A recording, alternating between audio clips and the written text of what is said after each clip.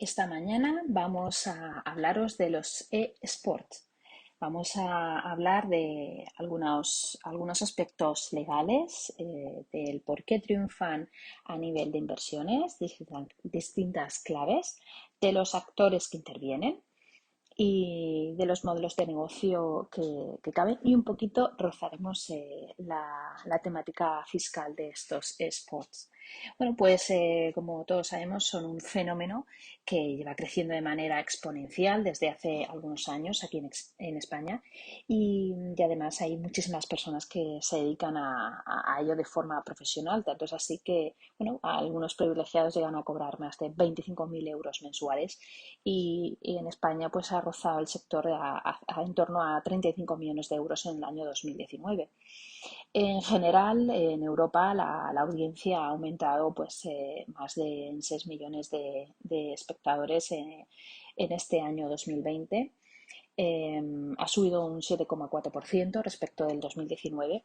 Y bueno, pues aunque en España no le hemos prestado mucha atención o la atención que se merece, somos uno de los países que más dinero gastamos en aficionados de toda Europa en estos juegos, en los esports. Llegamos a gastar hasta 14, incluso 15 millones de euros en esto de los esports, ¿no? Que nos parece bastante lejano, ¿no? Y todo esto son datos de la Asociación Española de los Videojuegos. Eh, queremos, bueno, pues conocer un poquito más a fondo la regulación legal y en realidad en España no vamos a encontrar ninguna regulación específica que los vaya bueno, pues a regular de forma concreta, ¿no? Como si lo hacen, por ejemplo, los vecinos franceses, no es el país de Francia, sí tienen algunos factores a nivel de régimen laboral con los jugadores profesionales, incluso en los torneos de los videojuegos. Y así, por ejemplo, pues nos dice la normativa francesa en alguno de sus artículos que los esports los define como una competición de videojuegos que enfrenta a partir de un videojuego al menos dos jugadores o un equipo de jugadores para sumar puntos o ganar. ¿De acuerdo? Nos limita la edad de los videojuegos con el Código de Seguridad Interior. A menores de 12 años estará prohibida su participación e incluso prevé sanciones para el caso de que el organizador permita participar en estas competiciones remuneradas a los menores de 12, ¿no? Aquí entrar un poco en juego, igual que las redes sociales, bueno, pues a partir de los 13 años es cuando en Europa se determina a nivel en general, en el derecho internacional se limita la posibilidad de actuar y participar en redes sociales. Y esto pues no deja de ser una red social, ¿no? En la que todos interactúan. Por lo tanto, bueno, pues que se limite esta edad a los jugadores profesionales, bueno, pues sería pues lógico, ¿no? Pensarlo así. En España, sin embargo, no vamos a encontrar esta legislación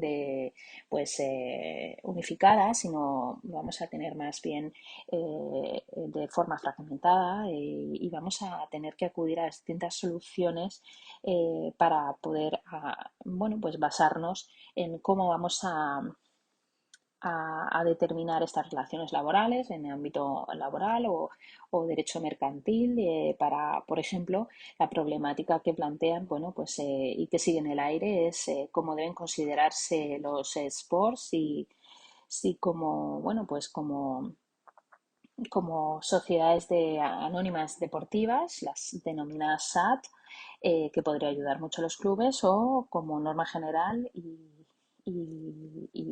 bueno, como estamos viendo, pues permanecer como sociedades limitadas, ¿no?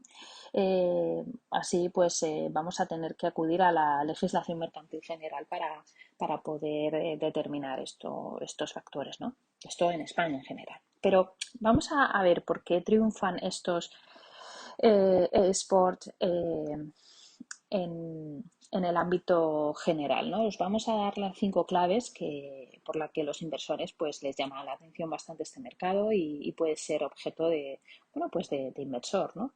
Es un mercado atractivo, en primer lugar, se ve pues, muchísimo potencial por estar principalmente compuesto por jóvenes y por jóvenes que están muy formados, están muy especializados en la materia. En segundo lugar, porque tiene un público objetivo muy definido. Un estudio del Electronics Sports League, junto con Movistar, el 91% del público son hombres, que el 75% del público se encuentra entre los 16 y los 30 años, es decir, que son una, un mercado muy definido. Y esto le permite pues saber a quién le tienen que vender. En tercer lugar, pues bueno, pues las tendencias marcan que el público en estas competiciones pues es muy fiel y siempre permanece, con lo cual vuelven a comprar. Hay otro factor que nos indica que bueno, muchos clubes del deporte tradicional están apostando por estos deportes electrónicos, porque le ven pues, similitudes, ¿no? Como la sinergia entre los aficionados y el equipo, el mercado incluso de los fichajes. Y bueno, pues ya algunos clubes como el Fútbol Club Barcelona ha apostado recientemente por los eSports y presentó su equipo el pasado 10 de noviembre en el, bueno, pues como lo han hecho ellos o lo ha hecho el Paris Saint-Germain, etcétera, ¿no? Por lo tanto, pues estamos viendo cómo sigue completamente en auge, ¿no? Y precisamente por eso llegamos a la quinta clave, que es un mercado, un sector emergente, eh, que en 2018 se calcularon 389 millones de espectadores, tanto fieles como ocasionales, y por lo tanto se prevé bueno, pues que hasta 1.000 millones de espectadores de esports se tengan en todo el mundo en torno al año 2025, que está en realidad a la vuelta de la esquina, ¿no? Eh, bueno, como curiosidad, podríamos destacar personalidades que son mediáticas y que son a nivel mundial pues grandísimas. Bueno, pues casos de éxito como es Mark Cuban, dueño de los Dallas Maverick, o bueno, pues una superestrella, Shaquille O'Neal, de superestrella de la NBA, en la que apuestan por inversiones con clubes específicos, ¿no? Como respuesta a los eSports, precisamente porque generan un gran ROI, un retorno de la inversión muy alto y muy seguro, ¿no? Es una apuesta casi segura. Pero vamos a hablaros un poquito de los distintos stakeholders, de los actores de los esports, para que sepamos y conozcamos un poquito más el mercado, ¿no? Los publishers son los titulares de los derechos de propiedad intelectual e industrial de los videojuegos y las franquicias. Por otro lado, vamos a tener a los organizadores que diseñan y organizan las competiciones de videojuegos. Claro está, vamos a tener también a los jugadores, que son aquellas personas que participan en las competiciones que realizan los organizadores. Y luego, pues en algunos casos podemos tener los equipos que están compuestos por los jugadores con la finalidad de participar en competiciones en su representación, ¿no? En último lugar, vamos a tener a los broadcasters, que son operadores que tienen plataformas para distribuir los contenidos audiovisuales en directo o bajo demanda. En cualquier caso, estos cinco actores, sí, nos van a determinar, bueno, pues que el mundo de los esports tenga una gran audiencia y, y de ahí que bueno, pues os queramos definir precisamente el tema de las audiencias, que es uno de los factores de éxito en, pues en este modelo de negocio, en este nuevo modelo de negocio que surge, ¿no? Es uno de los aspectos nucleares de estos deportes electrónicos, ¿no? Que a lo mejor pueden pasar desapercibidos, pero que conocemos bien por la Liga de Fútbol, ¿no? Por ejemplo, ¿no? Los derechos audiovisuales de las competiciones. En la Liga, por ejemplo, se necesita una suscripción a una plataforma, pues como sea Movistar u otras que conocemos, ¿no? La retransmisión de los partidos de fútbol que queramos, las competiciones podemos ser en Fórmula 1, pero los esports, la retransmisión a través de las plataformas va a ser completamente gratuita. Ahora bien, que sean completamente gratuitas no va a significar que cualquiera pueda retransmitir estos sondeos, ¿no? Estos torneos. Pues sucede similar a un deporte tradicional. Cualquier empresa que quiera emitir estas competiciones a través de distintas plataformas, streaming online, bueno, pues tendría que llegar primero a un acuerdo con la promotora del torneo para poder hacerlo.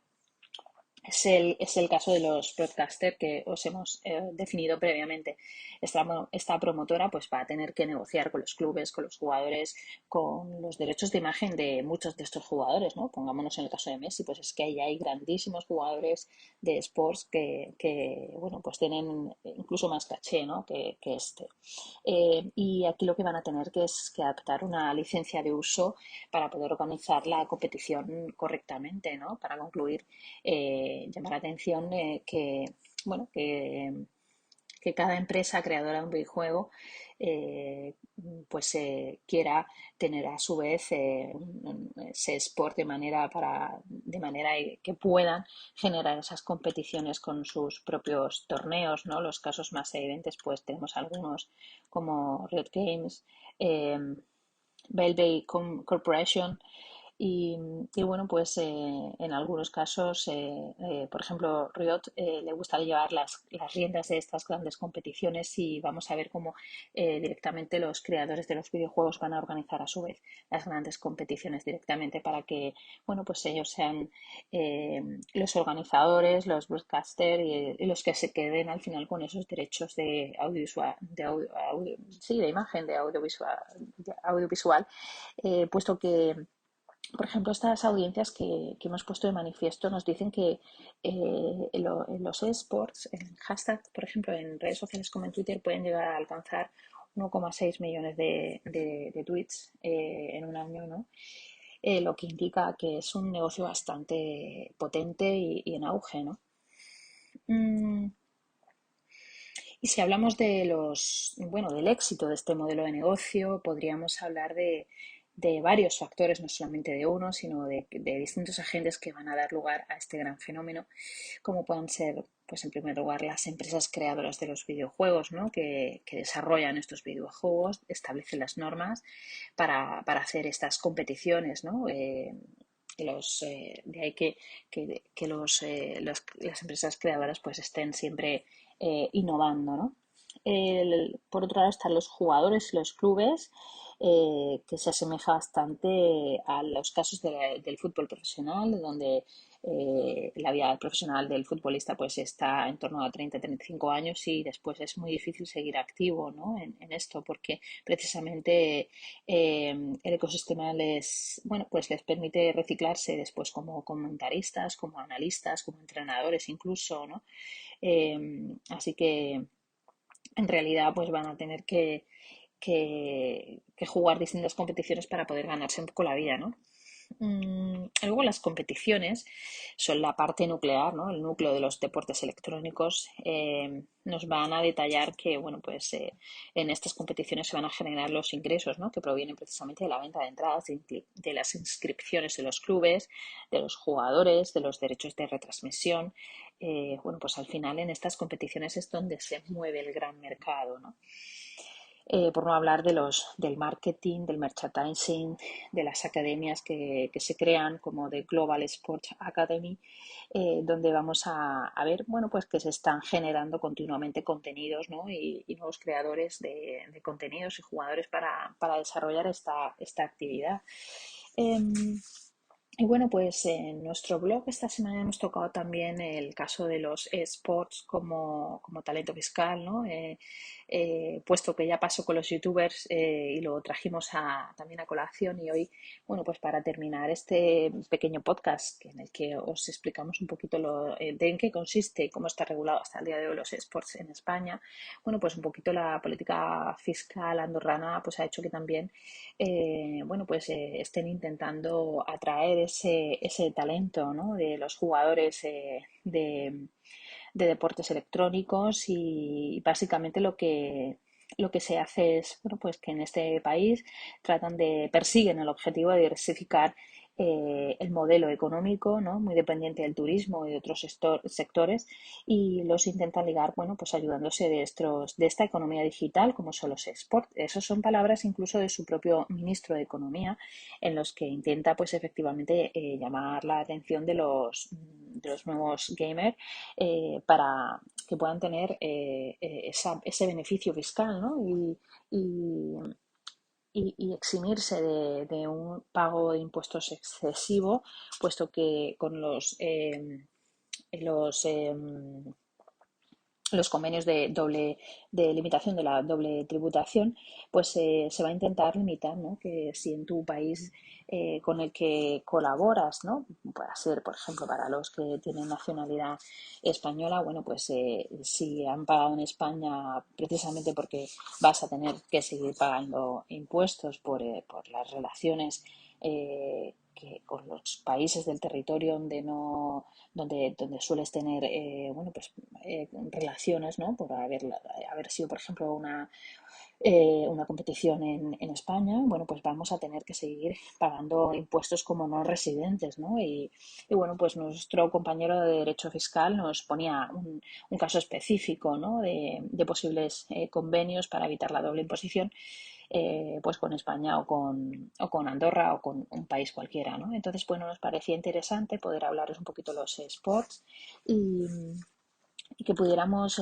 detectar, ¿no? Pues esos nuevos nichos de inversión que pueden ser para nosotros motivo de, bueno, pues de curiosidades, ¿no? Y apostar por nuevos futuros que en realidad que son ya el presente, ¿no?